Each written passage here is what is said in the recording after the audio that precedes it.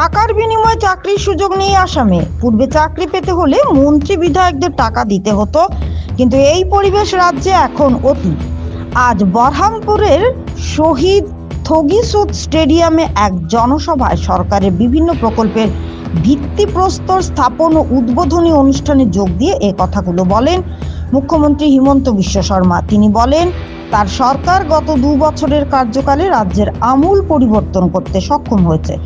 2021-এর 10ই মে রাজ্যের মুখ্যমন্ত্রীর দায়িত্বভার সমঝে নেওয়ার পর কোভিডের দ্বিতীয় পর্যায়ের ভয়াবহতার মধ্যে 8টি মাস কেটে যায়। এরপরের 2 বছরে রাজ্যের যতটুকু উন্নয়ন হয়েছে তা রাজ্যের মানুষ প্রত্যক্ষ করতে পারছেন। তিনি বলেন, টাকার বিনিময়ে চাকরি পাওয়ার পরম্পরা এখন আসামে অতীত। তার সরকার রাজ্যের 1 লক্ষ চাকরি দেওয়ার প্রতিশ্রুতি পূরণ করার প্রচেষ্টায় রয়েছে। এখন পর্যন্ত রাজ্যে 94,000 যুবক যুবতীদের চাকরি দিতে সক্ষম হয়েছে রাজ্য সরকার। তিনি বলেন, গোটা এই নিয়োগ প্রক্রিয়ায় একটিও কোর্ট কেস হয়নি বা কারোর 1 টাকাও দালালের পকেটে যায়নি বলে জানান মুখ্যমন্ত্রী।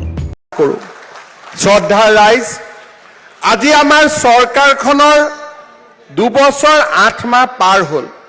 প্ৰধানমন্ত্ৰী নৰেন্দ্ৰ মোদী ডাঙৰীয়াই 10টা বছৰ সফলতাৰে নিজৰ কাৰ্যকাল পূৰ্ণ কৰিলে। 2021 চনৰ 10 মে তাৰিখে মই অসমৰ মুখ্যমন্ত্ৰীৰ দায়িত্ব লৈছিলোঁ। প্ৰথম দায়িত্ব লোৱাৰ পিছত কোভিডৰ দ্বিতীয় লানি ৱেভ আহিছিলে।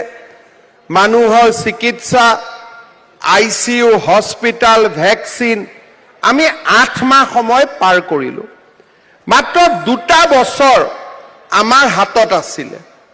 এই 2টা বছৰৰ ভিতৰত আপোনালোকে লক্ষ্য কৰক আমাৰ ৰাজ্যখনত কিমান পৰিৱৰ্তন হ'ল।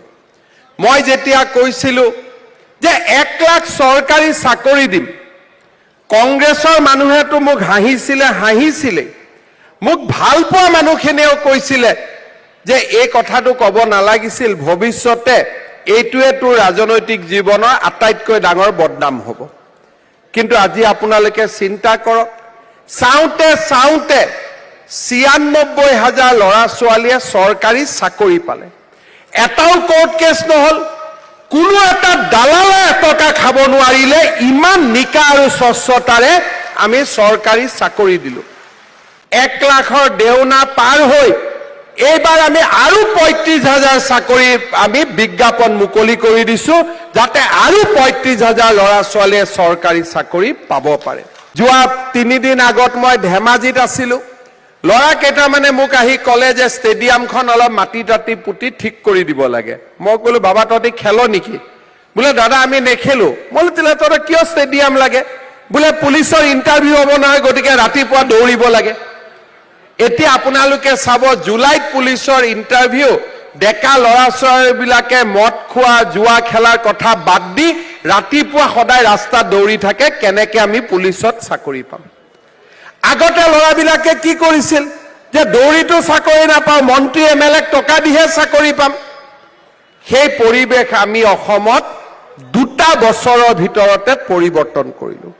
শ্ৰদ্ধা ৰাইজ, মোৰ মনত এটা কল্পনা আছে যে আমাৰ পৰিয়ালবিলাকৰ হাতত ৰেচন কাৰ্ড আছে, আৰু ৰেচন কাৰ্ড থকা পৰিয়ালক যদি আমি এটা অৰুণোদয়ো আমি দিব পাৰোঁ, তেতিয়াহ'লে অৰুণোদয় পোৱা নোপোৱাৰ কথাটোৱে নোহোৱা হৈ যাব।